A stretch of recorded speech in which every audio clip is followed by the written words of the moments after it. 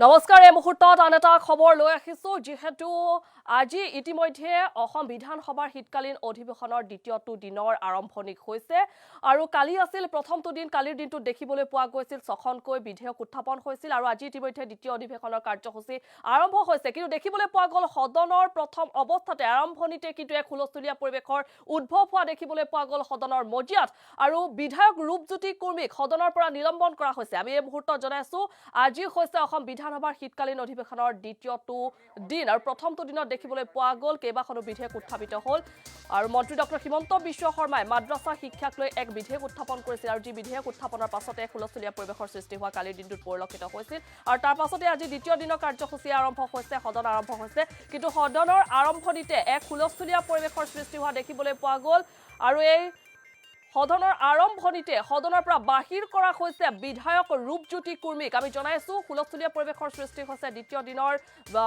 শীতকালীন বিধানসভা অধিৱেশনৰ যি দ্বিতীয় দিনৰ কাৰ্যসূচী আৰু সেই কাৰ্যসূচীৰ আৰম্ভণিতে এক হুলস্থুলীয়া পৰিৱেশৰ সৃষ্টি হয় আৰু তাৰ পাছতে সদনৰ পৰা বাহিৰ কৰা হৈছে বিধায়ক ৰূপজ্যোতি কুৰ্মীক আমি জনাইছো আজি দ্বিতীয় দিনৰ কাৰ্যসূচী অসম বিধানসভাৰ শীতকালীন অধিৱেশনৰ আৰু প্ৰস্তুতৰ শিতানেৰে আৰম্ভ হ'ব সদনৰ কাম-কাজ কালিৰ দিনটোত ছখনকৈ বিধেয়ক যেহেতু আৰম্ভ হৈছিল আমি বৰ্তমান মুহূৰ্তত দ্বিতীয় দিনৰ কাৰ্যসূচীৰ দৃশ্যাংশ দেখুৱাইছো আৰু এই মুহূৰ্তত পোনে পোনে আমি আপোনালোকক লৈ যাম অসম বিধানসভাৰ শীতকালীন অধিৱেশনৰ দ্বিতীয় দিনৰ কাৰ্যসূচীৰ মাজলৈ কিন্তু আমি তাৰ পূৰ্বে জনাই থওঁ যে সদনৰ আৰম্ভণিতে হুলস্থুলীয়া পৰিৱেশৰ উদ্ভৱ হয় আৰু বিধায়ক ৰূপজ্যোতি কুৰ্মীক সদনৰ পৰা নিলম্বন কৰা হৈছে আমি পুনে পুনে লৈ গৈছো সদনৰ মাজলৈ আমাৰ ৰেগুলাৰ যিখিনি জিএনএম আছে এইটো যিটো ধৰ্মা পাই আছে যাতে কন্টেক্সুৱেল বিয়াকে যাতে সেম পায় বা আন সুবিধা যাতে প্ৰপাৰলি যাতে পায় দিয়াৰ ক্ষেত্ৰত চাগে পোৱা নাই আমাৰ কন্টেক্সুৱেল যিবিলাক জিএনএম আছে তো সেই ক্ষেত্ৰত যাতে মন্ত্ৰী মহোদয় যাতে ব্যৱস্থা লয় এইটো কাৰণে মন্ত্ৰী মহোদয়ক মই অনুৰোধ জনাইছো মাননীয় অধ্যক্ষ মহোদয় এনএইচএম হোৱাৰ দিনাখনৰ পিছত প্ৰথমবাৰৰ বাবে চৰকাৰে এটা ইমান ডাঙৰ ৰিস্ক লৈছে যে এনএইচএম বন্ধ হৈ গ'লেও গোটেই দায়িত্ব ৰাজ্য চৰকাৰে মূৰ পাতি ল'ব equal work equal pay supreme কোৰ্টৰ জাজমেণ্টত বিভিন্ন ধৰণৰ পৰৱৰ্তী সময়ত তাৰ ব্যাখ্যা আহিছে আৰু ৰাজ্য চৰকাৰে আইন আৰু আদালতক সন্মান জনাই দৰমহা দি আহিছে আমাৰ প্ৰশ্ন এটাই যে আমি এনএইচএমৰ কাৰণে 1400 টকা বছৰি পাওঁ স্যালাৰি যদি আমি 100% এমাউণ্ট যদি আমি স্যালাৰিত দিওঁ তেতিয়ালে ঔষধ আদি আমি ক'ৰ পৰা কিনিম বা সেইবিলাকৰ কাৰণে এনএইচএমৰ বাকি প্ৰগ্ৰামবিলাক কেনেকৈ কৰিম গতিকে আমি বছৰত কেন্দ্ৰীয় চৰকাৰৰ পৰা যিখিনি টকা পাওঁ তাৰ এটা আমি বেলেন্স ৰাখিব লাগে যে দৰমহাত আমি 30% খৰচ কৰিম ঔষধত আমি 10% খৰচ কৰিম সিভিল কনষ্ট্ৰাকশ্যনত আমি 20% খৰচ কৰিম সেইবাবে এনএইচএমৰ কৰ্মচাৰীসকলে কোনোবা কৰ্মচাৰীয়ে ৰাজ্য চৰকাৰৰ সমান হয়তো দৰমহা পোৱা নাই কিন্তু এনএইচএমৰ যিকোনো জিএনএম নাৰ্ছেই চৰকাৰত উইদিন 2 to 3 years এডজাষ্ট হৈ গৈ আছে 10 বছৰ পুৰণা জিএনএম বহুত কম এনএইচএমত আছে গতিকে আমাৰ পলিচিটো হ'ল যে প্ৰথমতে এনএইচএমত কাম কৰক আৰু এনএইচএমত কাম কৰা মানুহখিনিকে আমি স্বাস্থ্য বিভাগৰ নিযুক্তিত আমি প্ৰায়ৰিটি দিম যাতে তেওঁলোকে এনএইচএমৰ পৰা হেলথ ডিপাৰ্টমেণ্টলৈকে ওলাই আহিব পাৰে আৰু যোৱা কেইদিনমানত যিমান জিএনএম নিযুক্তি হৈছে তাৰে অধিকাংশই এনএইচএমত কাম কৰি থকা অস্থায়ী জিএনএম গতিকে আমি তেওঁলোকৰ চাকৰি নিৰাপত্তাৰ বাবে বা তেওঁলোকৰ পৰিয়ালৰ নিৰাপত্তাৰ বাবে ৰাজ্য চৰকাৰে যিমান কৰিব পাৰে আমি সিমানখিনি কৰি আছো আৰু অনাগত দিনতো আমি কৰি থাকিম নেক্সট কোৱেশ্চন দুটা বাৰু নালাগে আপোনাৰটো নহ'ব এবাৰ মাননীয় অধ্যক্ষ মহোদয় এনএইচএমৰ উপৰিও আমাৰ অসমৰ বিভিন্ন হস্পিটালসমূহত আজি প্ৰায় 15-20 বছৰৰ পৰা থাৰ্ড গ্ৰেড আৰু ফৰ্থ গ্ৰেডত বহুতে কাম কৰি আছে মাননীয় মন্ত্ৰী মহোদয়ে বিগত বিধানসভাত এটা পলিচি লোৱাৰ কথা কৈছিলে গতিকে সেই সকলকো মানে পদসমূহ স্থায়ীকৰণ কৰাৰ কাৰণে কিবা ব্যৱস্থা গ্ৰহণ কৰিব অধ্যক্ষ মহোদয় প্ৰথম অৱস্থাত আমি এই কথা বুজিব লাগিব যে এই নিযুক্তিসমূহ ৰাজ্য চৰকাৰে কৰা নাই গভৰ্ণিং বডিসমূহে ৰাজ্য চৰকাৰৰ অনুমতি নোলোৱাকৈ নিজস্ব ধৰণে তেওঁলোকে বিভিন্ন কৰ্মচাৰীক নিযুক্তি দিছিলে। এইটো বিশ্বাসৰ ওপৰত যে হস্পিটালৰ উপাৰ্জনৰ পৰা আমি তেওঁলোকক দৰমহা দি থাকিম। আমি লাহে লাহে এতিয়া মেডিকেল কলেজবিলাকত আমি নিৰ্দেশ দিছোঁ যে আপোনালোকে আৰু কৰ্মচাৰীক নিযুক্তি নিদিব। আজি যদি মই কওঁ যে তেওঁলোকক কিবা আমি চৰকাৰে সহায় কৰিম, আজি ৰাতিৰ ভিতৰতে আৰু 5,000 নিযুক্তি হৈ যাব। গতিকে এইবিলাক আমাৰ গ্ৰে এৰিয়া বুলি কয়। ST প্ৰতি লক্ষ্য ৰখা নাই, SC ৰিজাৰ্ভেশ্যনৰ প্ৰতি লক্ষ্য ৰখা নাই, OBC ৰিজাৰ্ভেশ্যনৰ প্ৰতি লক্ষ্য ৰখা নাই। কৰবাত 100% জেনেৰেল মানুহক নিযুক্তি দিয়া আছে। গতিকে এই কথাবিলাক গাঁথনিবিলাক ভঙাটো খুব কঠিন। আমাৰ চেষ্টা হ'ব যে হস্পিটালবিলাকক এটা নিৰ্দিষ্ট আমি যদি পুঁজি দিব পাৰোঁ, তাৰ পৰা যাতে তেওঁলোকক দৰমহা দি থাকিব পাৰে। সেই বিষয়টোলৈ ইতিমধ্যে আমি চৰকাৰে প্ৰাৰম্ভিক চিন্তা চৰ্চা আৰম্ভ কৰিছোঁ। মেডিকেল কলেজবিলাকত আমি নতুন নিযুক্তি দিব হাক দিছোঁ। DHSক আমি কৈছোঁ যে বাকী য'ত যি কাম কৰি আছে তালিকাবোৰ আনক, অন্ততঃ আমি পৰিমাণটো চাই লওঁ। আজিৰ দিনত আমি নিজেই নাজানো যে ক'ত কিমান মানুহে কাম কৰি আছে। এটা গোটেই বস্তুটো সিস্টেমেটিক বা প্ৰণালীবদ্ধ কৰিবৰ বাবে চৰকাৰক কিছু সময়ৰ প্ৰয়োজন হ'ব। Question number 23, Durga Ghomis. অধ্যক্ষ মহোদয়, তেহেঁতে কৈ ল'ব দিয়ক। Minister. অধ্যক্ষ মহোদয়, উত্তৰ সদনৰ মজিয়াত ৰখা হৈছে। অধ্যক্ষ মহোদয়, চাহ জনজাতি সংৰক্ষিত আসনত MBBS আৰু BEd চাহ জনজাতি লোক নামভৰ্তি কৰিছে। আমাৰ ওচৰত তথ্য আছে, আমি চৰকাৰ দাখিলো কৰিছোঁ, আজিও দাখিল কৰিম আপোনাক। এতিয়া কথা হ'ল, আজি তালিকাত 18জন তালিকাৰ ভিতৰত চাহ জনজাতি 12জনে চাহ জনজাতি। গতিকে মই আশা কৰিব পাৰিমনে যে এই যিবিলাক এডমিশ্যনৰ কাৰণে অগ্ৰসৰ হৈছে সেইবিলাক এটা উচিত তদন্ত হ'ব আৰু চাহ জনজাতি যিবিলাক প্ৰাৰ্থী সোমাইছে অন্তৰ্ভুক্ত হৈছে এইবিলাক কৰ্তন কৰিবনে? আৰু যিসকল প্ৰাৰ্থীয়ে ভুৱা প্ৰমাণ পত্ৰ লৈ পেলাই তেওঁলোকে অৱতীৰ্ণ হৈছে MBBS বা BDS পৰীক্ষাত, তেওঁলোকৰ কঠোৰ ব্যৱস্থা গ্ৰহণ কৰিবনে, আইনী ব্যৱস্থা গ্ৰহণ কৰিবনে? ইয়াৰ উপৰিও প্ৰতি বছৰে চাহ জনজাতি সংৰক্ষণ আসনত চাহ জনজাতি প্ৰাৰ্থী সোমাই আহিছে বা নামভৰ্তি কৰিছে, সেইবিলাকৰো বিগত দিনতো হৈছে। ইয়াৰ ইনকুৱাৰী হ'ব নেকি বা ইনকুৱাৰী কৰা বিহিত ব্যৱস্থা গ্ৰহণ কৰিব নেকি? আৰু ইয়াৰ স্থায়ী ব্যৱস্থা এটা হ'ব নেকি যে যধে মধে কাষ্ট চাৰ্টিফিকেট লৈ আহি তেওঁলোকে নিজকে চাহ জনগোষ্ঠী বা চাহ জনগোষ্ঠী বা আদিবাসী বুলি কৈছে, তেওঁলোকৰ ওপৰতো এটা বিহিত ব্যৱস্থা গ্ৰহণ কৰিব নেকি?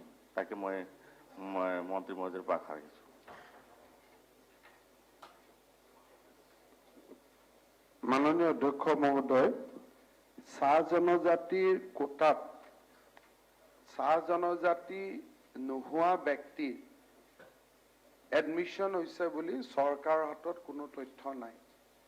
প্ৰতি বছৰে যিসকল লোকে চাহ জনজাতি আসনৰ বাবে আবেদন কৰে, তাৰ ভিতৰত যিসকল নিৰ্বাচিত হয় তেওঁলোকৰ নাম তালিকা আমি ৰিভেৰিফিকেশ্যনৰ বাবে চাহ জনজাতি কল্যাণ দপ্তৰলৈকে প্ৰেৰণ কৰোঁ। এইবাৰো আমি প্ৰায় 21 গৰাকী ব্যক্তিৰ নাম চাহ জনজাতি কল্যাণ দপ্তৰলৈকে প্ৰেৰণ কৰিছিলোঁ যে এখেতসকল চাহ জনজাতিৰ হয় নে নহয় আপোনালোকে পৰীক্ষা কৰি দিয়ক। কিন্তু বৰ্তমানলৈকে চাহ জনজাতি ডিপাৰ্টমেণ্টৰ ফালৰ পৰা এজনো ব্যক্তি চাহ জনজাতি নহয় বুলি চৰকাৰক জনোৱা নাই। তাৰ পৰিপ্ৰেক্ষিতত আজি মই এইটো ক'ব পৰা অৱস্থাত নাই যে আমাৰ চাহ জনজাতিৰ এডমিশ্যনৰ ক্ষেত্ৰত কোনোবা চাহ জনজাতি নোহোৱা ব্যক্তিয়ে নামভৰ্তিকৰণ কৰিছে বুলি।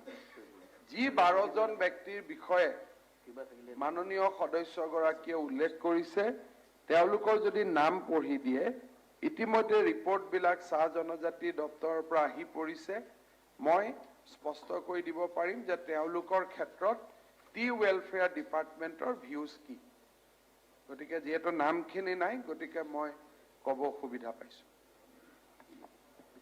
অধ্যক্ষ মহোদয় আপোনাক মই আজি দাখিল কৰিম নামখিনি বিগত সন্দেহৰ আৱৰ্তত আছে টি ট্ৰাইবছ ডিৰেক্টৰ গতিকে তাতো যিখিনি চাহ জনজাতি হয় বুলি তেওঁলোকে এপ্ৰুভেল কৰিছে তাৰ ওপৰতো ইনকুৱাৰী এটা হোৱা উচিত ইয়াৰ উপৰিও যোৱাটো বছৰতো আমাৰ দেখিছিলোঁ 2019ত ইয়াতে জীৱন চুলতানা চাহ জনগোষ্ঠীৰ জীৱন চুলতানা বুলি চুলতানা উপাধিটো নাই ইয়াৰো ইনকুৱাৰী এটা হ'ব লাগে আৰু আছে 2019 চনতে MBBS অভিষেক যাদৱ সুনীতা ৰয় ইয়াৰ ওপৰত ইনকুৱাৰীটো বিচাৰিছোঁ আৰু মই আশা ৰাখিছোঁ অধ্যক্ষ মহোদয়ৰ যোগেদি মন্ত্ৰী মহোদয়ৰ পৰা যাতে ইয়াৰ ইতিমধ্যে ছাত্ৰসন্থাৰ আমাৰ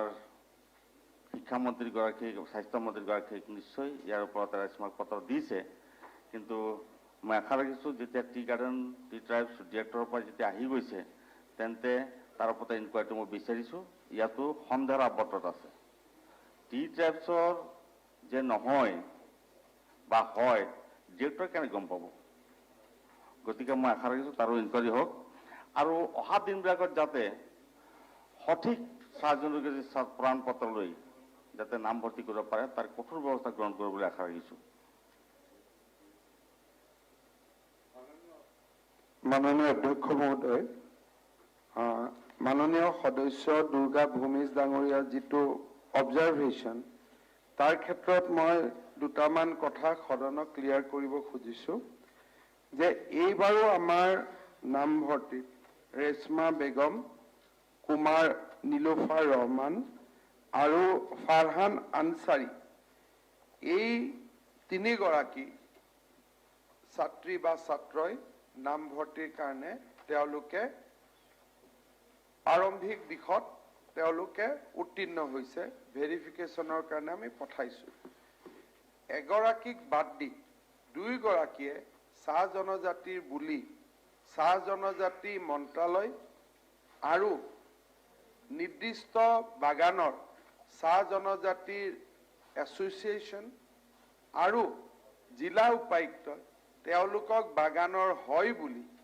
চাৰ্টিফিকেট দি পঠাইছে প্ৰশ্নটো হ'ল যে এই বিষয়ে যদি আমি চাব যাওঁ আমাৰ সদনত যেতিয়া আজিৰ পৰা কিছু বছৰ আগতে কোন চাহ জনজাতি হয় আৰু কোন চাহ জনজাতি নহয় তাৰ বিষয়ে বিতৰ্ক হৈছিল তেতিয়া আমি এটা সিদ্ধান্ত লৈছিলোঁ যে মেডিকেল এডমিশ্যনৰ ৰুলছত আমি কমিউনিটিখিনিৰ নাম লিখি দিম যাতে বেলেগ কমিউনিটি তাত আহিব নোৱাৰে মোৰ যিমান দূৰ মনত আছে বা মোৰ মনত নহয় মই কাৰেক্ট যে সেই সময়ৰ মাননীয় মন্ত্ৰী পৃথিৱী মাঝি দীনেশ প্ৰসাদ গোৱালা দুৰ্গা ভূমিজ ডাঙৰীয়াও তেতিয়া সদনত আছিলে তেখেতসকলৰ প্ৰচেষ্টাত প্ৰায় 100ৰ ওপৰত জাতিৰ নাম তেওঁলোকে চাহ জনজাতি বুলি লিখি দিছিলে জানি বা নাজানি তেওঁলোকে জোলহা বুলি এটা কমিউনিটিক সেই লিষ্টখনত ইনক্লুড কৰিছিল আৰু অসমৰ জোলহা কমিউনিটিটো সাধাৰণতে ইছলাম ধৰ্মৰ লগত জড়িত গতিকে সুলতানা বাগিচাৰ নহয় বুলি যদি আমি ক'ব যাওঁ তেতিয়াহ'লে যিখন লিষ্ট এই বাগানৰ এই বিধানসভাৰ সদস্যসকলে বনাইছিলে সেই লিষ্টৰ পৰা জোলহা কমিউনিটিৰ নাম আঁতৰাব লাগিব যি সময়ত নাম এই লিষ্ট কৰা হৈছিল তেতিয়া আমি সকলোৱে কংগ্ৰেছ দলত আছিলোঁ আৰু কংগ্ৰেছ দলৰ দিনতেই আমি সকলোৱে মিলি মই মুখ বাদ দিয়া নাই আমি সকলোৱে মিলি সিদ্ধান্ত লৈছিলোঁ যে জোলহা কমিউনিটি টি ট্ৰাইব হয় দ্বিতীয়তে যাদৱ তেলী এই কমিউনিটিবিলাক আমি যদি বাগিচাৰ প্ৰব্ৰজনৰ ইতিহাসটো জানো যে তেলি বা আন যিবিলাক জাতি উৰিষ্যা বা আন জাগাত তেওঁলোকে নিজস্ব কামত ব্যস্ত আছে, তেলিসকলে তেলি জীৱন যাপন কৰি আছে, কিন্তু অসমৰ বাগিচাত যিসকল আহিল তেওঁলোক চাহ শ্ৰমিক হ'ল। বৰাক উপত্যকাত এনেকুৱা চাহ শ্ৰমিকৰ এখন দীঘলীয়া তালিকা আছে যিখিনি মানুহক আপাতক দৃষ্টিত আমাৰ ভূমিজ বা আমাৰ মাঝি এই উপাধিবিলাক তেওঁলোকৰ নহয়, তেওঁলোকৰ উপাধিবিলাক আমাৰ যিবিলাক সচৰাচৰ প্ৰব্ৰজনকাৰী ভাৰতীয় লোকসকলৰ যি অসমলৈ বহুত দিন আগত অহা যিসকল উপাধি তেওঁলোকেও সেই উপাধিকে লৈ আছে। তাৰ ফলত চাহ বাগিচাৰ চিটৰ ক্ষেত্ৰত কিছু আনডিউ এডভান্টেজ লোৱাটো নুই কৰিব নোৱাৰি, কিন্তু আমাৰ বাগিচাৰ বিধায়কসকলে ৰাজি হ'ব লাগিব যে এই কমিউনিটিবিলাকৰ নাম আমি কাটি দিম, বা এই কমিউনিটিবিলাক কাটিওতো আমি এনেই দিব নোৱাৰো, আমি ক'ব লাগিব যে এই কমিউনিটিবিলাক এথেনোগ্ৰাফিক ৰিপৰ্টৰ ফালৰ পৰা বাগিচাৰ শ্ৰমিকৰ ভিতৰত নপৰে। যেতিয়ালৈকে এই সিদ্ধান্ত লোৱা নহ'ব, আৰু এই সিদ্ধান্ত বাগিচাৰ ফালৰ পৰা আহিব লাগিব, চাহ জনজাতিৰ ফালৰ পৰা আহিব লাগিব, তেওঁলোকে যেতিয়ালৈকে স্পষ্টভাৱে এখন মেমৰেণ্ডামত আমাক লিখি নিদিয়ে যে এই কমিউনিটিকেটাৰ নাম আপোনালোকে বাগিচাৰ লিষ্টৰ পৰা গুচাই দিয়ক, তেতিয়ালৈকে মই ভাবো এই ধৰণৰ ঘটনা চলি থাকিব। সেই দিশত মই তিনিটা ভাবিছো মনতে যে আমি অহাবাৰ এটা সিদ্ধান্ত ল'ব লাগিব ৰুল এমেণ্ড কৰি, যে অকল কমিউনিটিত থাকিলে নহ'ব, তেওঁলোকে বাগানত কাম কৰাৰ প্ৰমাণ ফ্ৰম দ্য ৱেজ লিষ্ট হওক যি ধৰণৰ হওক অতিৰিক্ত প্ৰমাণো তেওঁলোকে কিছু দিব লাগিব। কিন্তু এই ক্ষেত্ৰত অসুবিধা আকৌ আহি পৰে যে আজি চাহ জনজাতিৰ বহুত ব্যক্তিয়ে বাগানত নাথাকে, তেখেতসকল নিজে গাঁৱত থাকে। গতিকে এই সিদ্ধান্তবিলাক আমি নিজে ল'ব লাগিব, কমিউনিটিটোৱে আমাক চৰকাৰক গাইড কৰিব লাগিব।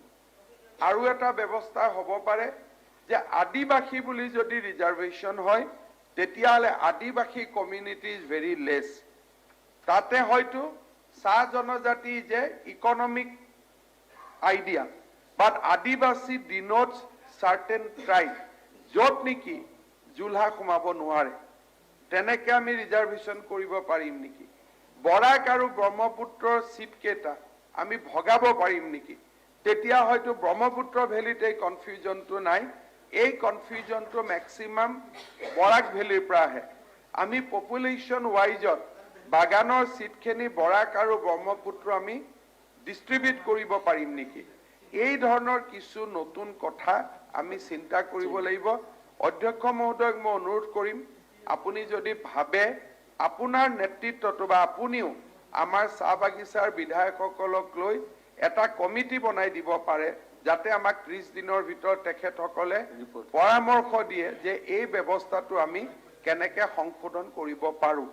আৰু আপুনি যদি ভাবে যে বিধানসভা একেবাৰে শেষ, আমি আৰু কমিটি নবনাও, পৰৱৰ্তী বিধানসভাৰ অধ্যক্ষই বা চৰকাৰে দায়িত্বত লোৱাৰ লগে লগে এই বিষয়টোৰ ওপৰত 3 মাহ মন্থন কৰিলে আমি নিশ্চয় সমাধান এটা বিচাৰি পাম। Thank you very much. অধ্যক্ষ মহোদয়, কথাটো ইতিমধ্যে ভালেই মন্ত্ৰী ডাঙৰীয়াই উল্লেখ কৰিলে 3গৰাকী বৰ্তমান প্ৰচেছত আছে, ডিৰেক্টৰ অফিচত তেওঁলোকে চাৰ্টিফাইৰ কাৰণে চিনাক্তৰ কাৰণে পঠিয়াইছে, সেই কেইগৰাকীৰ কথাই মই কৈছোঁ আচলতে, তেওঁলোকে কাৰ্টন কৰিবৰ কাৰণে মই অনুৰোধ জনাইছোঁ। দুজনক ইতিমধ্যে জিলা উপায়ুক্ত, এই বাগানৰ শ্ৰমিক আৰু চাহ জনজাতি সঞ্চালিকা সকলোৱে তেওঁলোকক চাহ বাগিচাৰ হয় বুলি স্বাস্থ্য বিভাগক জনাইছে। আমি এইটোৱে আচলতে ইনকুৱাৰী হ'ব লাগে, ৰি ইনকুৱাৰী হ'ব লাগিব, সেইটোৱে আচলতে অশুদ্ধ। ভূমিজ ডাঙৰীয়া, আৰু মই ভাবো আপুনি মোক এখন কাগজ মাননীয় অধ্যক্ষ মহোদয়, Will decide. এই মাননীয় অধ্যক্ষ মহোদয়, মই নিজে প্ৰস্তাৱ কৰিছো এই ৰি ইনকুৱাৰী দায়িত্ব দুৰ্গা ভূমিজ ডাঙৰীয়াৰ নেতৃত্বত সদনৰ 3জনীয়া কমিটি এটাকে দায়িত্ব দি দিয়ক। ঠিক আছে। চৰকাৰৰ কোনো আপত্তি নাই নাই। কিন্তু বস্তুটো বেছড অন ডকুমেণ্ট হ'ব ঠিক লাগিব। আছে এইটো অকণ কৈ দিওঁ। আৰু আজিৰ বিধানসভাতে আমি আজিৰ বিধানসভাতে আচলতে জোৰা নামৰ চাহ জনগোষ্ঠীত নাই।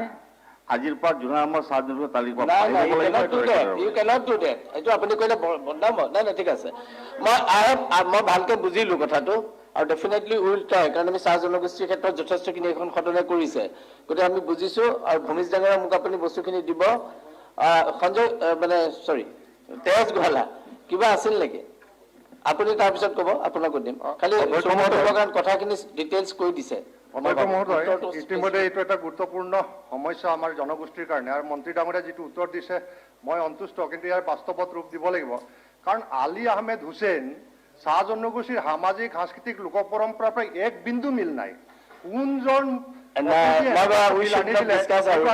মানিব নোৱাৰো কোনো কাৰণত মানিব নোৱাৰো এই ক্ষেত্ৰত চাৰ্টিফিকেট ইছ্যু ক্ষেত্ৰত বেমেজালি আছে আমি কমিটি এটা বনোৱাৰ কথা কৈছে ভাবো যে এইবাৰ মন্ত্ৰী ডাঙৰীয়া যিটো পৰামৰ্শ দিছে এইটো কাৰ্যকৰী কৰিব সেইটো লাগে। কৰিব ভাল হ'ব আপুনি কওক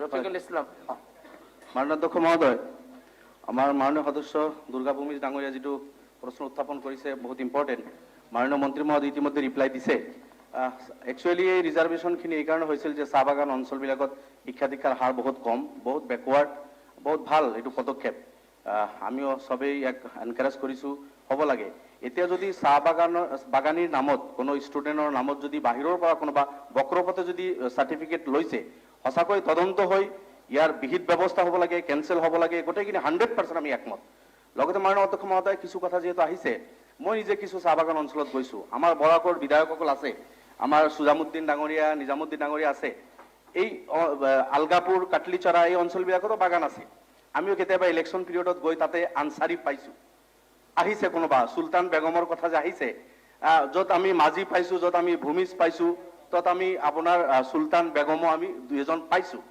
যিহেতু যেতিয়া বাগানী ভাইসকল আহিছিল অসমত বাগানত আহিছে তেতিয়া এনেকুৱা নাছিল যে এটা ধৰ্ম বা এটা কাষ্টৰ মানুহে আহিব হয় হ'ব পাৰে 95-98% কোনোবা এটা কাষ্ট কমিউনিটিৰ কিন্তু আনচাৰী যিটো জোলা বুলি কোৱা হৈছে ইউপি বা বিহাৰত এইসকলক আনচাৰী বুলি কোৱা হয় সেইসকল নিজকে আনচাৰী বুলি তেখেতসকলে কয় আমি অসমত জোলা বুলি কওঁ আৰু সেইসকল আমি পাইছোঁ বাগানত তেখেতসকলে কাম কৰি আছে ঠিক আছে গতিকে এই কথাখিনি আহিছে আপোনাৰ ৰেকৰ্ড আমি বিচাৰিছোঁ বক্ৰপথে আহি কোনেও আপোনাৰ পইচা পাতি দি মেনেজ কৰি যিটো চলে বিভিন্ন জাগাত ভূমিজ ডাঙৰীয়াৰ প্ৰশ্ন ঠিকে আছে তেনেকুৱা যাতে কোনো চাৰ্টিফিকেট মেডিকেলত আহিব নোৱাৰে কিন্তু ইয়াৰ কাৰণে যাতে এনেকুৱা আমাৰ মাননীয় সদস্যই কৈছে যে আলী হুছেইন ইয়াৰ লগত কোনো সম্পৰ্ক নাই এই কথাটো শুদ্ধ নহয় ঠিক আছে এই কথাটো শুদ্ধ নহয় বাগানত যিসকলে কাম কৰি আছে যিসকল বাগানী হয় সেইসকল যি ধৰ্মৰ নহওক কিয় যি কাষ্ট কমিউনিটিৰ নহওক কিয় সেইসকলে এই সুবিধাটো পাব লাগে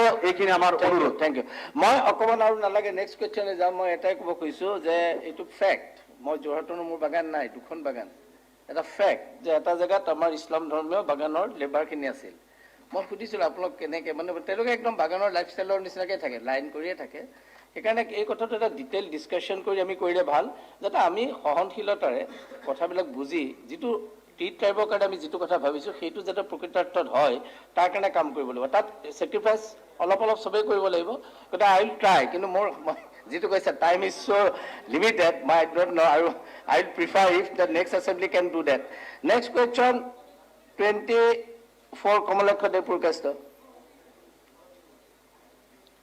মিনিষ্টাৰ ফাইনেন্স কুৱেশ্যন নম্বৰ 24 অধ্যক্ষ মহোদয় উত্তৰ সদনৰ মজিয়াত ৰখা হৈছে মাননীয় অধ্যক্ষ মহোদয় আপোনাৰ যোগেদি মন্ত্ৰী মহোদয়ৰ পৰা জানিব বিচাৰিছোঁ অধ্যক্ষ মহোদয় ধৰ্ম আয়োগ অৰ্থাৎ পে কমিশ্যন প্ৰথমৰ পৰা ষষ্ঠ ধৰ্ম আয়োগ যিটো প্ৰথম ধৰ্ম আয়োগ 1946 দ্বিতীয় ধৰ্ম আয়োগ 1971 তৃতীয় ধৰ্ম আয়োগ 1979 চতুৰ্থ 1988 পঞ্চম 1994 ষষ্ঠ 2008 অৰ্থাৎ অধ্যক্ষ মহোদয় ধৰ্ম আয়োগৰ যেতিয়া ৰিকমেণ্ডেশ্যন হয় বা 10 বছৰৰ মূৰে মূৰে ৰিকমেণ্ডেশ্যন দিব লগা হয় কিন্তু বহুতৰ কাৰণে বহুত কিবা কিবি কাৰণে বা বহুতৰ ফাইনেন্সিয়েল অসুবিধাৰ কাৰণে হয়তো বা 2-1 বছৰ ইফাল ইফাল হৈ যায় অধ্যক্ষ মহোদয়। কিন্তু মই এটা বস্তু ধৰিব পৰা নাই অধ্যক্ষ মহোদয়, আজিলৈ যিমান পে কমিশন হল প্ৰত্যেকটাই একৰ পৰা হেৰি হৈছে, কাৰ্যকৰী হৈছে। কিন্তু সপ্তম পে কমিশন যিটো অধ্যক্ষ মহোদয়, ইটো কাৰ্যকৰী হল 1/4/2016। এই 1/1-ৰ পৰিৱৰ্তে 4-ৰ পৰা কিয় ধৰ্ম আয়োগটো ইমপ্লিমেণ্ট কৰা হল? কিবা গভৰ্ণমেণ্টৰ কিবা অৰ্থৰ নাটনি আছে নেকি বা কিবা আছে নেকি? এই বস্তুটো মই ধৰিব পৰা নাই। মন্ত্ৰী মহোদয়ৰ পৰা মই ক্লিয়াৰলি জানিব বিচাৰিছো যে একৰ পৰা কিয় এইটো ইমপ্লিমেণ্ট কৰা নাই, কাৰ্যকৰী কৰা নাই। অধ্যক্ষ মহোদয়, যিহেতু বিত্তীয় বছৰ 1/4-ৰ পৰা আৰম্ভ হয়, গতিকে ইয়াৰ আগতেও আমি যদি চাব যাওঁ তেতিয়াহ'লে আমি দেখা পাওঁ যে প্ৰথম যেতিয়া অসমত বিত্তীয় আয়োগ হৈছিল, প্ৰথম বিত্তীয় আয়োগে এইটো নিয়ম কৰিছিলে যে 1/4-ৰ পৰাহে দৰমহা আয়োগটো ইমপ্লিমেণ্ট হ'ব লাগে। পিছৰ দৰমহা আয়োগবিলাকে প্ৰথম লোৱা সিদ্ধান্তটোক বাদ দি তেওঁলোক জানুৱাৰীলৈকে গুচি গ'ল। আমাৰ কাৰণে সুবিধা হয় বাজেট দিবৰ কাৰণে, বাজেট ৰূপায়ণৰ কাৰণে যদি ব্যৱস্থাবোৰ 1 এপ্ৰিলৰ পৰা আৰম্ভ হয়। আৰু সেই দৃষ্টিভংগীৰ পৰা লক্ষ্য ৰাখি অসম চৰকাৰে সিদ্ধান্ত লৈছে যে এইবাৰ বা ভৱিষ্যতৰ বেতন আয়োগবিলাক 1/4-ৰ পৰা আৰম্ভ হ'ব ইনষ্টেড অফ 1/1। কাৰণ চৰকাৰৰ কাৰণে নতুন ফাইনেন্সিয়েল ইয়াৰ 1 এপ্ৰিলৰ পৰা আৰম্ভ হয়, 1 জানুৱাৰীৰ লগত আমাৰ বিশেষ কোনো চৰকাৰৰ সম্বন্ধ নেথাকে। দ্বিতীয়তে, আমাৰ যিখন বিত্তীয় কমিশন আছিল PP ভাৰ্মা ডাঙৰীয়াৰ নেতৃত্বত, টকা পইচাৰ অসুবিধাৰ কথাটো এইকাৰণে নহয় যে তেওঁলোকে 1/4/2017-ৰ পৰাহে আমাক ইমপ্লিমেণ্ট কৰিব দিছিল। আমি এবছৰ আগুৱাই আনি 1/4/2016-ৰ পৰা ইমপ্লিমেণ্ট কৰিলোঁ।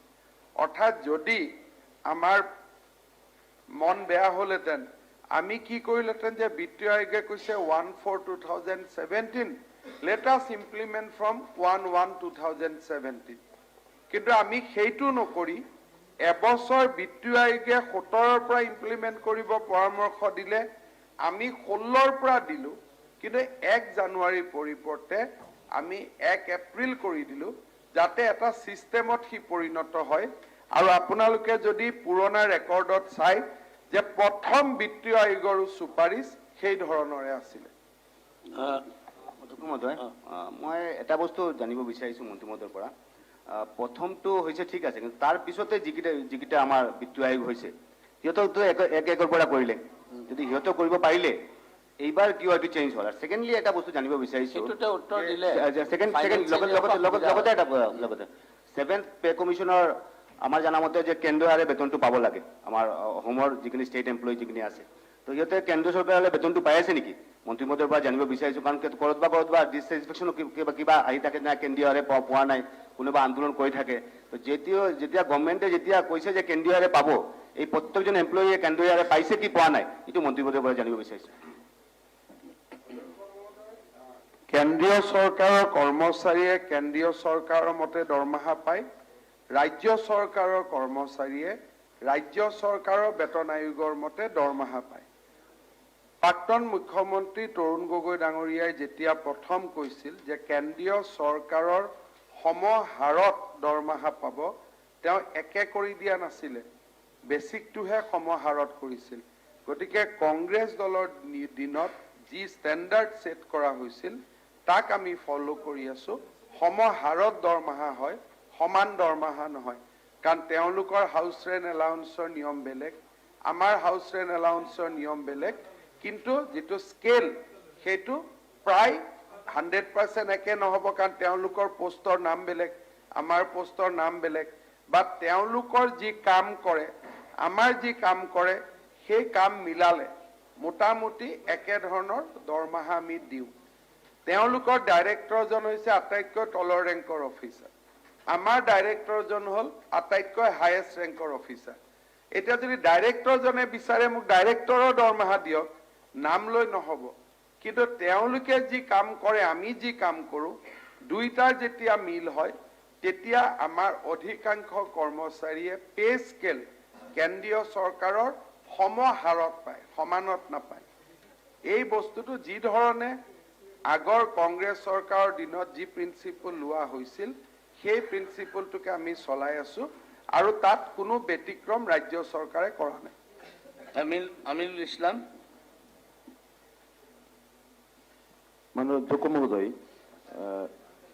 এতিয়াতো ষষ্ঠ দৰমহা আয়োগৰ মেয়াদ উকলিল। সপ্তম দৰমহা আয়োগৰ পৰামৰ্শৱলীৰ ওপৰত এতিয়া দৰমহা গাঁথনিৰ বিবেচনা চলি আছে। কিন্তু পঞ্চম দৰমহা আয়োগৰ সময়তেই কৰ্মচাৰীসকলৰ 31 মাহৰ বকেয়া, তেওঁলোকে যিটো অতিৰিক্ত পাব লগা আছিল, 31 মাহৰ বকেয়াটো থাকি গ'ল। তাৰ ভিতৰত কিছুদিন আগতে চৰকাৰে 8 মাহৰ তেওঁলোকৰ বকেয়াটো আদায় কৰিছিল, বাকী 23 মাহৰ নেকি এতিয়ালৈকে থাকি গ'ল পঞ্চম দৰমহা আয়োগৰ। কৰ্মচাৰীসকলে আশা পালি আছে, প্ৰায় 10-15 বছৰ হৈ গ'ল, সেইখিনি দিয়া হ'ব নেকি, বা যিখিনি বকেয়া 23 মাহৰ থাকি গ'ল, এইটো মই মন্ত্ৰী মহোদয়ৰ পৰা জানিব বিচাৰিছোঁ।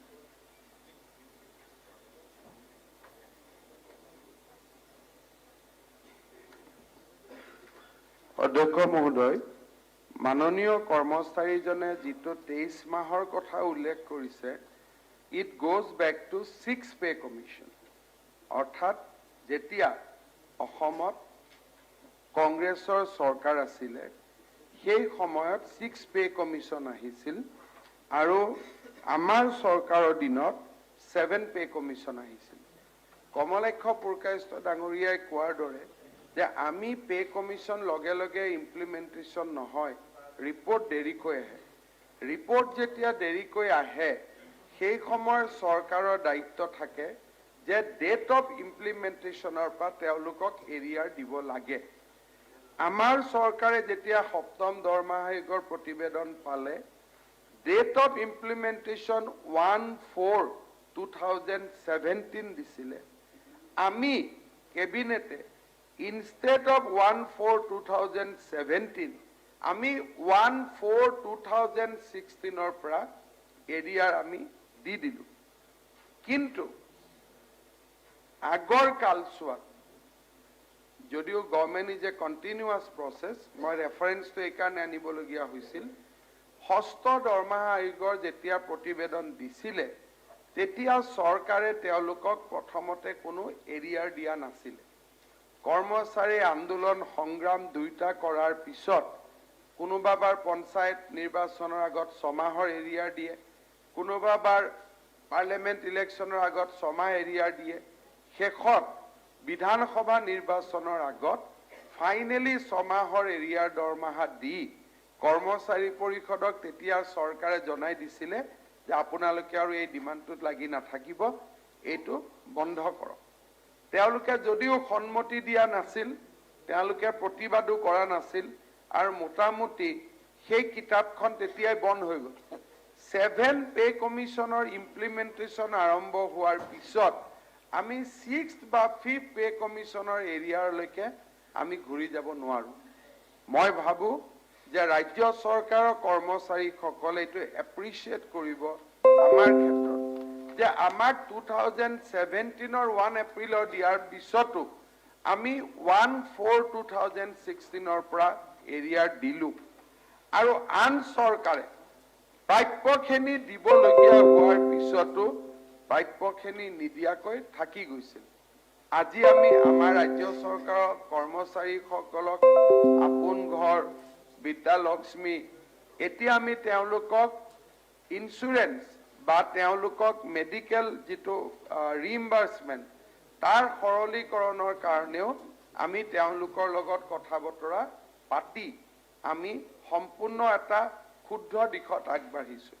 আমাৰ চৰকাৰৰ কাৰ্যকালত কৰ্মচাৰীসকলৰ লগত কোনো ডিস্পিউট নাই, আৰু কোনো ধৰণৰ ডিস্পিউট দেখাও দিয়া নাই। এইবাৰে প্ৰথম 5 বছৰৰ চৰকাৰ বুলি আমি দাবী কৰিব পাৰোঁ, য'ত ৰাজ্যিক কৰ্মচাৰীসকলে এদিনৰ বাবেও কোনো ধৰণৰ আন্দোলনৰ কাৰ্যসূচী গ্ৰহণ কৰা নাই আৰু কৰ্মচাৰী আৰু চৰকাৰৰ মাজত যিটো এটা ব্যৱস্থা সমন্বয় মৰম প্ৰেম আদৰ এই ব্যৱস্থা অসমৰ ইতিহাসত আগত কেতিয়াও দেখা নাছিলে মই জানো যে 23 মাহৰ দৰমহা তেওঁলোকক নিদি তেওঁলোকক অন্যায় কৰা হৈছিল আৰু এই অন্যায়টো ন্যায়ালয়কে ৰূপান্তৰ কৰিবৰ বাবে আমাৰ হাতত ৰিসোৰ্স নাই কিন্তু আমাৰ কাৰ্যকালত আমি তেওঁলোকৰ প্ৰতি অন্যায় হ'ব দিয়া নাছিলো আৰু ভৱিষ্যতেও আমি অন্যায় হ'ব নিদিও Question number 25, Ananta Kumar Malu. Mantri Prabhupada. মাননীয় অধ্যক্ষ মহোদয় উত্তৰ সদনৰ মজিয়াত ৰখা হৈছে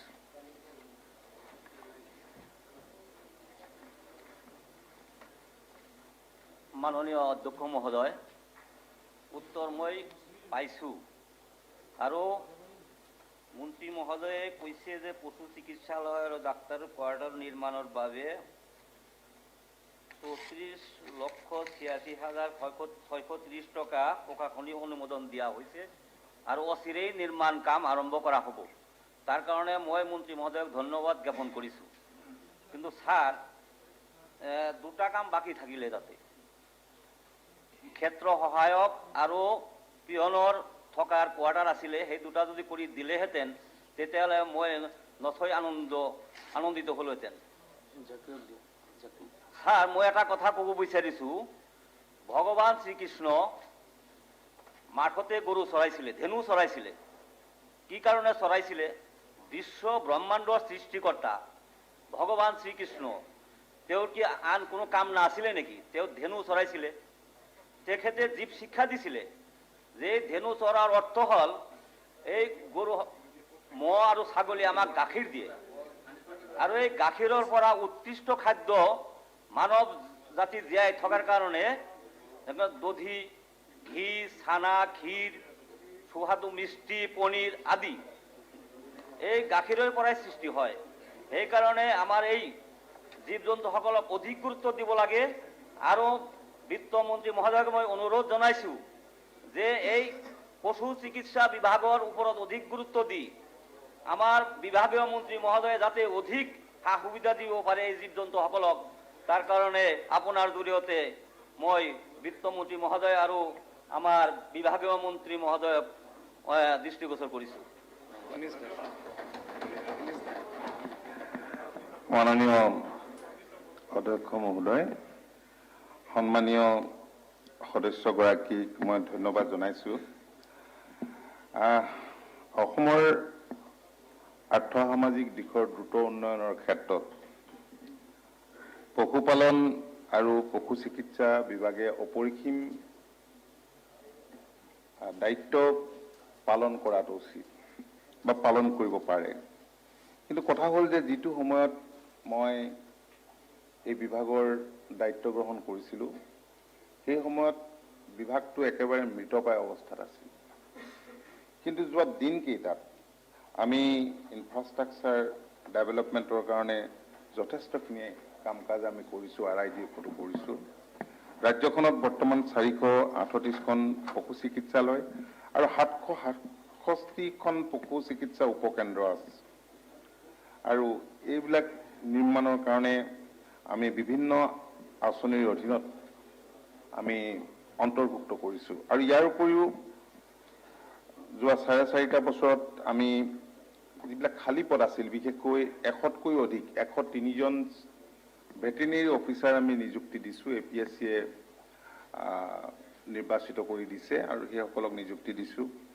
আজি কেইদিনমান আগতে 221জন ভেটেৰিনেৰী ফিল্ড এছিষ্টেণ্টত আমি নিযুক্তি দিছোঁ আৰু যিবিলাক খালী পদ আছে সেইবিলাক পূৰণ কৰিবৰ কাৰণে তৃতীয় চতুৰ্থ শ্ৰেণী আমি যাৱতীয় ব্যৱস্থা গ্ৰহণ কৰিছোঁ আৰু ইয়াৰ উপৰিও সন্মানীয় সদস্যগৰাকীয়ে ঠিকেই কৈছে গাখীৰ সম্পৰ্কে আৰু বহুত কেইটা গুৰুত্বপূৰ্ণ কথা কৈছে আৰু আমি সেইকাৰণে আমি কিছু কৌশল আমি গ্ৰহণ কৰিছোঁ আৰু সেই কৌশলসমূহ কাৰ্যকৰী কৰাৰ কাৰণে বিশেষ কিছুমান শৈলীৰ আমি পৰিকল্পনা কৰিছোঁ যেনে আমাৰ দেশীয় গৰু ম'হ ছাগলী গাহৰি আৰু হাঁহৰ উৎপাদন উচ্চমানৰ জাম্প পদ্ধতিৰে অধিক হাৰত যাতে বৃদ্ধি কৰিব পৰা যায় তাৰ কাৰণে আমি কেতবোৰ ব্যৱস্থা গ্ৰহণ কৰিছোঁ। মই আমাৰ সন্মানীয় সদস্যসকলৰ এই ক্ষেত্ৰত আন্তৰিক সহযোগিতা আমি কামনা কৰিছোঁ। কাৰণ এনিমেল হাজবেণ্ডেৰী ভেটেনেৰীটো এনেকুৱা এটা বিভাগ যাৰ জৰিয়তে আমি স্বনিয়োজনৰ ব্যৱস্থা কৰিব পাৰোঁ। কৰোণা কালত আমাৰ কিছুমান ফাৰ্মাৰ যথেষ্ট ক্ষয়ক্ষতিৰ সন্মুখীন হৈছিল, প্ৰায় 100 কোটি টকা মানৰ লোকচান হৈছিল। কাৰণ সেই সময়ত বজাৰ পোৱা নাছিল আৰু ফাৰ্মাৰসকলে মুৰ্গীখিনি খোৱাবলৈ তেওঁলোক সক্ষমো হোৱা নাছিল দীঘলীয়া দিনৰ কাৰণে। গতিকে ভৱিষ্যতৰ দিনত আমি ভাবিছোঁ যে এই বিভাগটো শক্তিশালী কৰিবৰ কাৰণে, আৰু তেখেতে ঠিকেই কৈছে যে মাননীয় বিত্তমন্ত্ৰী ডাঙৰীয়াক তেখেতে অনুৰোধ জনাইছে আৰু ময়ো অনুৰোধ জনাইছোঁ যাতে এই বিভাগটো অনাগত দিনত আৰু আমি অধিক গতিশীল কৰি যাতে বিভাগটোৰ জৰিয়তে স্বনিয়োজনৰ ব্যৱস্থা কৰিব পৰা যায় তাৰ কাৰণে যাতে তেখেতক সহযোগিতা আগবঢ়ায়। ধন্যবাদ। জাকিৰ হুছেইন চিকদাৰ। অধ্যক্ষ ডাঙৰীয়া, মন্ত্ৰী ডাঙৰীয়াই অভয়পুৰী দক্ষিণ বিধানসভা সমষ্টিৰ ৰাজ্যিক পশু চিকিৎসালয় বা ডক্টৰৰ কোৱাৰ্টাৰ এইবিলাকৰ ক্ষেত্ৰত যি জৰাজীৰ্ণ আছিল কথাটো তেওঁলোকে অৱগত বুলি কৈছে বিভাগে। মই কেৱল আপোনাৰ জৰিয়তে মন্ত্ৰী ডাঙৰীয়াক পৰা জানিব বিচাৰিম যে দক্ষিণ অভয়পুৰী সমষ্টিৰ যিখিনি অৱগত, যেনেকৈ অৱগত হৈছিল যি প্ৰচেছত যে ক'ত জৰাজীৰ্ণ হৈ আছে, সেই প্ৰচেছত কেৱল এটা সমষ্টিৰ হৈছিল নে গোটেই অসমৰ 126টা বিধানসভা সম্পৰ্কে অৱগত হৈছিল? দ্বিতীয় কথা হৈছে যে দক্ষিণ অভয়পুৰীৰ কাৰণে অৰ্থ মঞ্জুৰি দিছে, এই অৰ্থ মঞ্জুৰি কেৱল এটা সমষ্টিত দিছিল নে তাত পেকেজত 126টা সমষ্টিৰ ক্ষেত্ৰতে পেকেজ কৰা এইটো আপোনাৰ সেইটো ৰিলেটেড কোৱেশ্চন নহয়। আপোনালোকক মই এইকাৰণে নিদিওঁ, আপোনাক দিলো কিন্তু কাৰণ তেখেতে আজি সেই হস্পিটেলৰ তথ্য লৈ আহিছে, বাকীখিনি তথ্য ক'ৰ পৰা দিব? নাই নাই প্লিজ, এইটো আপোনাৰ বেলেগ নেক্সট কুৱেশ্চনৰ সুবিধা দিয়ক, মই আপোনাক কৈছো যে মই ৰুলছত অকণ ষ্ট্ৰিক্ট। মই কৈছো আপুনি এইটো not it is related to one constituency. How you can expect the minister to reply? নাই প্লিজ, আপোনাক মই কৈছো। তাৰপিছত কৈছে চাহাবুদ্দিন আপোনাৰ লগত ৰিলেটেড নেকি? এইটো চাহাবুদ্দিন আহমেদ আপোনাৰ সমষ্টিৰ লগত ৰিলেটেড নেকি? স্যাৰ যদি সমষ্টি ৰিলেটেড কিন্তু যেহেতু ডিপাৰ্টমেন্ট আমি একটু দিব নোৱাৰিম। মই নেক্সট কুৱেশ্চনলৈ গৈছো, বেয়া নহ'ব? মই ঠিক কুৱেশ্যনটোৰ লগত ৰিলেটেড বুলি নকওঁ, কিন্তু মন্ত্ৰী ডাঙৰীয়াই যিটো উত্তৰ দিছে স্বনিয়োজন সম্পৰ্কত যিটো কথা কৈছে যে অৰ্থনৈতিক এটা পৰিৱৰ্তন আনিব পাৰে বুলি, কিন্তু মই তেখেতক অনুৰোধ জনাম যে আমাৰ যিবিলাক গৰুপালকে ইতিমধ্যে গাখীৰৰ ব্যৱসায়টো আৰম্ভ কৰিছে, তেওঁলোকে বিশেষ অসুবিধাত পৰিছে দানাখিনিৰ ক্ষেত্ৰত। দানাৰ ক্ষেত্ৰত ছাবচিডি দিব পাৰি নেকি? আৰু চাইলেজ উৎপাদনৰ ক্ষেত্ৰত তেখেতে এটা পদক্ষেপ আমাৰ ৰাজ্যখনত গ্ৰহণ কৰিব পাৰিব নেকি? গতিকে এই ক্ষেত্ৰত তেখেতৰ দৃষ্টিগোচৰ কৰিলোঁ। ৰ'ব, কথাবিলাক হৈছে কি তেখেতে উজুতি খালে কৈ পেলাই স্বনিয়োজন। গতিকে এজনে সুধিছে, সোধাটোৰ অধিকাৰটো আছে, কাৰণ তেখেতে স্বনিয়োজনৰ কথা কৈছে। মানে এই কথাটো আছিলে দক্ষিণ বিধানসভা সমষ্টিৰ এই ৰাজ্যিক পশু চিকিৎসালয়খন। ৰ'ব, চবেই নাই, আপোনালোকৰ পাৰ্টিৰ এটা ডিচিপ্লিন আছে বাৰু, প্ৰত্যেকে মোক আগতে দিয়ে কোনে কৰিব, এই ডিচিপ্লিন ব্ৰেক নকৰিব, আপোনাৰ লিডাৰৰ থ্ৰুদি কৰিব দৰকাৰ হ'লে। এতিয়া আপোনাৰ কাষতে ইজনো আপোনাৰ একে দলৰ নহয় জানো? তো দুইজনে উঠিলে নহ'ব ন? তেখেতকো মই দিয়া নাই, আপোনাক কি বুলি দিম? মই কৈছে এতিয়া ৰিলেটেড, মন্ত্ৰীয়ে উত্তৰ দিয়ালৈ ৰিলেটেড কিবা আছে যদি সোধক, মইতো আপত্তি কওক, আপোনাক দিছোঁ এতিয়া। মাননীয় অধ্যক্ষ মহোদয়, মই এইটোৰ লগতে সংগতি ৰাখি কৈছো, সংগতি নহয়, গো পালনৰ কথা তেখেতে কৈছে, যিসকলে এতিয়া আমি মেডিচিন হস্পিটেলবিলাকত মানুহৰ কাৰণে আমি ফ্ৰী ছাপ্লাই দিওঁ। অলমষ্ট চৰকাৰী হস্পিটেলত 80-90% মেডিচিন ছাপ্লাই ফ্ৰী দিয়া হয়। গৌপালকসকল এইসকল কৃষক, বহুত দুখীয়া মানুহে গৰু পোহে, গাখীৰৰ কোনো MSPও নাই। আজি কৃষকসকলে আন্দোলন কৰি আছে, গাখীৰৰ কাৰণে যদি এটা MSP যদি নিৰ্ধাৰণ কৰা হয়, তেতিয়াহ'লে গৌপালকসকলে এটা উচিত মূল্য পাব। আৰু মেডিচিন যিমান লাগে, এই গাইজনীৰ কাৰণে যিমান মেডিচিন লাগে তেখেতসকলে ফাৰ্মাচীৰ পৰা কিনি ব্যৱহাৰ কৰে। চৰকাৰীভাৱে যদি মেডিচিনখিনি ছাপ্লাই দিয়া হয়, আজি মধ্যপ্ৰদেশৰ মাননীয় অধ্যক্ষ মহোদয় ভাল হয়, সেইটো উত্তৰ দিবলৈ দিয়ক। মন্ত্ৰী মহোদয় অনুৰোধ কৰিম, মেডিচিন আৰু খাদ্য ছাপ্লাই কৰি গাখীৰৰ এটা MSP যদি নিৰ্ধাৰণ কৰিব পাৰে, কৃষকসকলৰ বহুত উপকাৰ হ'ব। কি আছিলে? নাই চবেই নাই ক'লে মন্ত্ৰীয়ে উত্তৰ দিব নোৱাৰিব। কি আছে? অধ্যক্ষ মহোদয়, আপোনাৰ জৰিয়তে মন্ত্ৰী মহোদয় ধন্যবাদ দিছো। আমাৰ ডিষ্ট্ৰিক্ট ভেটেনাৰী অফিচটো বহু বছৰ নাছিল, কিন্তু নিৰ্মাণ কৰি দিয়া। দ্বিতীয়তে এগৰাকী আমাৰ মহিলা এগৰাকীয়ে এখন থান চলাই প্ৰায় 200মান গৰু তাতে গাই গৰু আছে। তেওঁ বিক্ৰীও নকৰে, তাতে মৰি যায়। কষ্ট হৈছে, এখন গৌশালাৰ কাৰণে মই অনুৰোধ জনাইছোঁ, ঠিক আছে, যাতে সেই মহিলা যাতে মোক গৌশালা এখন ব্যৱস্থা গ্ৰহণ কৰে, চৰকাৰীভাৱে। মই ৰিলেটেড হোৱা বস্তু নিদিয়ে, বন্ধ কৰিলোঁ, মই নিজে বন্ধ কৰিছোঁ, আপুনি তাতে উঠিব নালাগে। মই I know how to run the house, please. নতুনকৈ কথাটো মন্ত্ৰীৰ উত্তৰৰ ৰিলেটেড হ'ব, বেলেগ নতুন কথা নহ'ব। মই সেইকাৰণে মইতো বিচাৰিছিলোঁ, মই যাব বিচাৰিছিলোঁ। জাতিৰ ওচৰত নুঠাব, আপুনি কুৱেশ্যন পায়। অধ্যক্ষ মহোদয়, মই আপোনাৰ থ্ৰুদি মন্ত্ৰীক অনুৰোধ কৰিম, আমাৰ মেইন ভেটেৰিনেৰী হস্পিটেলত এখন এটা এক্সৰে মেচিন খুব দৰকাৰ।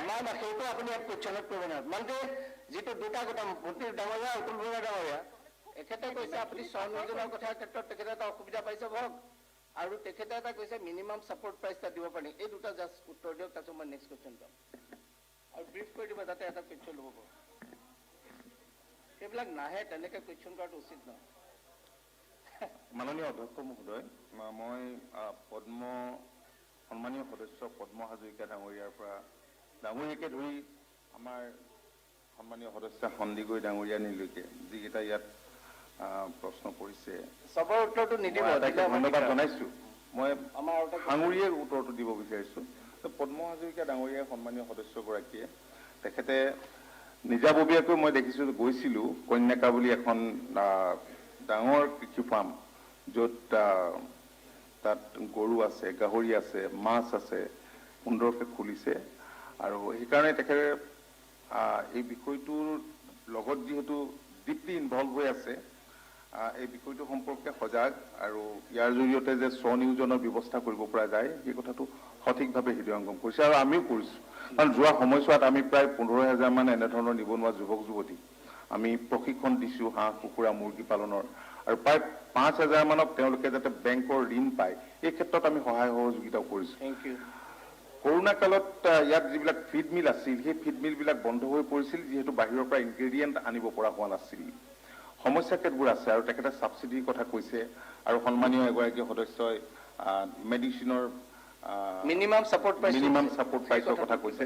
গতিকে বিষয়টো আমি বিবেচনা কৰিম। কুৱেশ্যন নম্বৰ 26, আবুল কালাম ৰছিদ আলম, আপুনি মিনিষ্টাৰ। অধ্যক্ষ মহোদয়, উত্তৰ সদনৰ মজিয়াত ৰখা হৈছে। অধ্যক্ষ মহোদয়, উত্তৰ সদনৰ মাজত ৰখা হৈছে, কিন্তু ইয়াতে কিছু আকৌ প্ৰশ্ন উদয় হৈছে। আমাৰ যিজন কণ্ট্ৰাক্টৰক SS46-ত 4টা গ্ৰুপ আছিল, 4টাৰ ভিতৰত 3টাৰ কাম শেষ হৈছে, এটা কাম হোৱা নাই, একমাত্ৰ হাইকোৰ্ট হোৱাৰ কাৰণে। কিন্তু হাইকোৰ্টৰ কেছটো নিষ্পত্তি হোৱাৰ পিছত কণ্ট্ৰাক্টৰে ইচ্ছা কৰিলে কাম কৰিব পাৰিল হয়, কিন্তু কণ্ট্ৰাক্টৰে ইচ্ছা কৰি কাম কৰা নাই। যে সেই কণ্ট্ৰাক্টৰৰ ভুলৰ কাৰণে আমাৰ টকাখিনি ঘূৰি গ'ল, গতিকে তেওঁক কিবা পানিছমেণ্ট বা সেই ধৰণৰ কিবা ব্যৱস্থা কৰিছে নেকি, যাতে ভৱিষ্যতে কাম চাম এনেকুৱা কাম যাতে নকৰে, সেনেকুৱা কিবা এটা ব্যৱস্থা কৰিব লাগে। আৰু এই কামখিনি এতিয়া মোক 10 কোটি টকা SOPD দিয়া হৈছিল, তাৰ ভিতৰত ৰিপেয়াৰিং কৰাৰ কাৰণে মই 2 কোটি টকা দিছিলোঁ, সেইটো কাম এই মাহতে হ'ব। কিন্তু ইয়াতে পাৰ কিলোমিটাৰ আগতেই কাম কৰিছে 4 কোটি টকাৰ SS46 যিটো আছিল ষ্টেট হাইৱে, কিন্তু এতিয়া পাৰ কিলোমিটাৰ লাগিব কমেও 5 কোটি, কিন্তু মই 2 কোটি টকা দি মানে 10 কিলোমিটাৰ ৰিপেয়াৰিংহে হ'ব, মানে গোটেই ৰাস্তাটো শেষ। মানে এটা গ্ৰুপৰ কাৰণে ৰৈ যোৱাৰ কাৰণে এই ৰাস্তাটোৱে মানে বিকল হৈ আছে। আৰু এই ৰাস্তাৰে মই ৰিপেয়াৰিং কৰাৰ পিছতো বিভাগে যেতিয়া ৰিপেয়াৰিং কৰিব, ৰাতি বহুত কয়লা ট্ৰাক GSBৰ গাড়ী অভাৰলোডিং যায়। সেই যিটো হাৰত এইবিলাক ৰাতি গাড়ীবিলাক চলি থাকে, সেইটো আকৌ 1 মাহ নাযাব। গতিকে মই অনুৰোধ কৰিছোঁ যে বেলেগ মানে পাৰ্মানেণ্ট কাম কৰাৰ কাৰণে মন্ত্ৰী মহোদয়ে ব্যৱস্থা কৰিব নেকি। ঠিক আছে, অধ্যক্ষ মহোদয়, সন্মানীয় সদস্যগৰাকীৰ যিটো পৰামৰ্শ, গোটেই বিষয়টো হ'ল এইটোৱে যে এইটো ৱৰ্ল্ড বেংকৰ ফালৰ পৰা আমি 10 কিলোমিটাৰ ৰাস্তা ইম্প্ৰুভ কৰাৰ বাবে আমি কাম হাতত লৈছিলোঁ।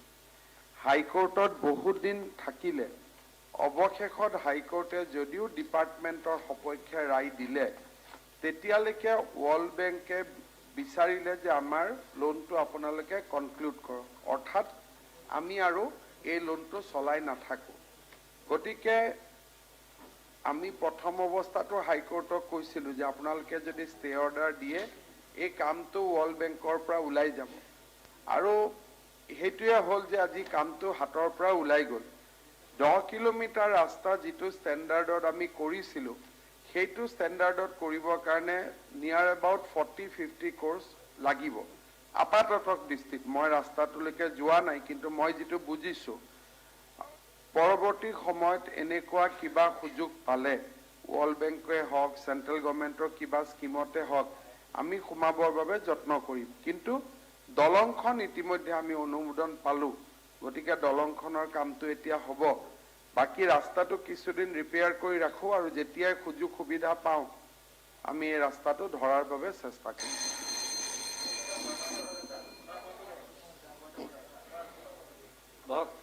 মইতো ভাল মেলা চিকাৰ এটা কৰি ল'লোঁ পইণ্ট অফ অৰ্ডাৰটো, ঠিকে আছে, মই দিম, সময় দিম।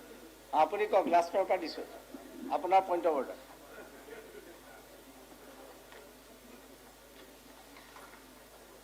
চাহাবুদ্দিন আহমেদ। মাননীয় অধ্যক্ষ মহোদয়, মোৰ এটা কোৱেশ্যন আছিলে 33। মাইকটো লওক।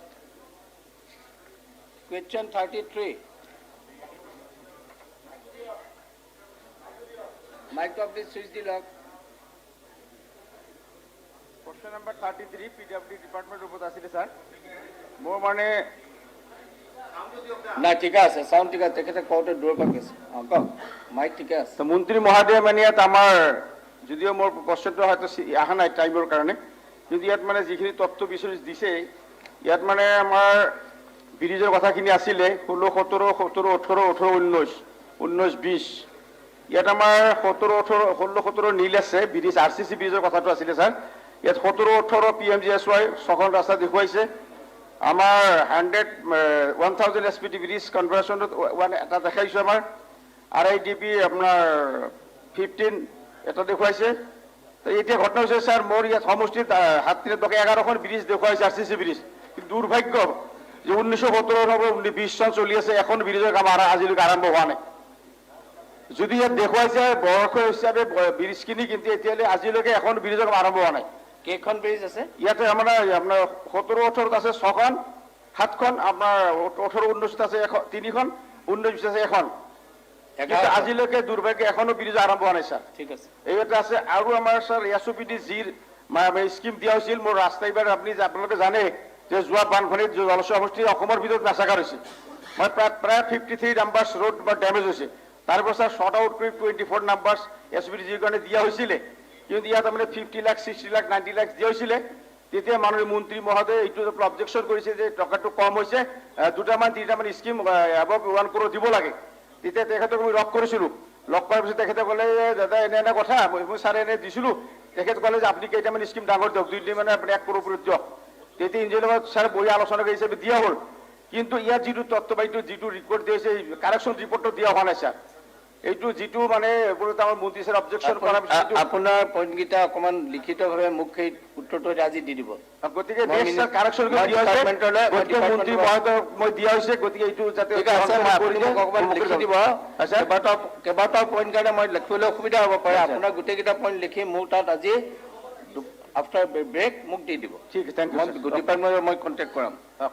Question number 3। তাৰপিছত এইফালে আৰু নাই নহয়, এইফালে কাৰ আছিল?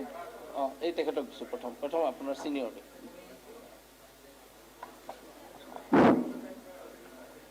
ধন্যবাদ ছাৰ। মোৰ ষ্টাৰ কুৱেশ্যন নম্বৰ 37 আজিৰ। কিমান নম্বৰ? 37 ছাৰ। মোৰ কুৱেশ্যনটো আছিল টাউন এণ্ড কাণ্ট্ৰি প্লেনিং। হয় ছাৰ। কথাটো কি? প্ৰশ্নটো হৈছে এতিয়া তেওঁ ইয়াত কৈছে, আনচাৰত কৈছে যে ডিচিৰ পৰা প্ৰপ'জাল আহিলে এইটো হাতত লোৱা হ'ব। ইতিমধ্যে ডিচিৰ পৰা প্ৰপ'জাল আহিছে মই জনামতে।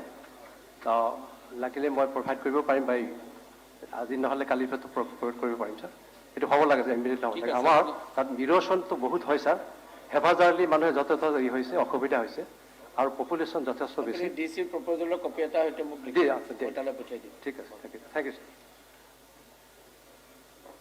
সুধা মাননীয় অধ্যক্ষ মহোদয় মোৰ প্ৰশ্ন নম্বৰ 83 নম্বৰ প্ৰশ্ন 31 31 মোৰ সমস্যা বহুত আছে কিন্তু সমস্যা বহুত হয়তো নহ'ব ক'লেই নাপাম কিন্তু মোৰ এটা ৰাস্তা সোণাই চাদুৰীয়া 17 কিলোমিটাৰ এই ৰাস্তাটো একেবাৰে জৰাজীৰ্ণ মোৰ নিজৰ পকেটৰ পইচাৰ টুকুৰা দি মই ৰাস্তা চলাইছিলোঁ উত্তৰত কি পাইছে উত্তৰটোত আহিছে তাৰমানে যোৱা বিধানসভাতো এই কথাটো মই ৰাখিছিলোঁ মাননীয় মন্ত্ৰী মহোদয়ে কৈছিলে যে 8 কোটি 75 লাখ টকা আছে ইষ্টিমেট বনাই দিলে এইটো হৈ যাব বুলি কৈছিলে আৰু সেইমতে ইঞ্জিনিয়াৰ ইষ্টিমেট বনাই দিছে আৰু ইষ্টিমেটটো আপোনাৰ চিফ ইঞ্জিনিয়াৰৰ পৰা PWD কমিশ্যনৰ ওচৰত আছে গতিকে মই আপোনাৰ জৰিয়তে মন্ত্ৰী মহোদয়ক অনুৰোধ জনাইছোঁ যে এই ৰাস্তাটো অনুমোদন দিয়ে অতি সোনকালে মোৰ সমষ্টিৰ এইটো প্ৰাণ কেন্দ্ৰ মূল ৰাস্তা এইটো ছাৰ আপুনি মোলৈ এটা লিখিব I will send it to him হয় ছাৰ অ'কে হয় কালি আৰু 2 নম্বৰ আছিলে ছাৰ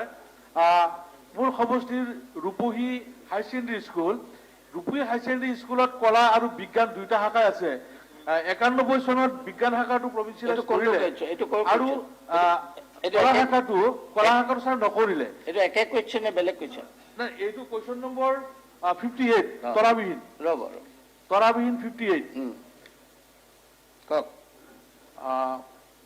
91 চনতে বিজ্ঞান শাখাটো প্ৰভিন্সিয়েলাইজ হ'ল আৰু কলা শাখাটো নহ'ল ৰিজাল্টটো খুব ভাল ছাৰ মই ইয়াত চৰকাৰী তথ্য দিছে যে 18 চনৰ 2018ত 92.80% পাছ কৰিছে 19 চনত 94.19% পাছ কৰিছে 2020ত 92.68% নকৰিব ছাৰ মানে এই শিক্ষকসকল 10 গৰাকী শিক্ষক শিক্ষয়িত্ৰী ইমান দিনে মানে বিনা বেতনে কাম কৰি আছে আৰু ৰিজাল্টো ভাল গতিকে আমাৰ মাননীয় শিক্ষামন্ত্ৰী মহোদয়ে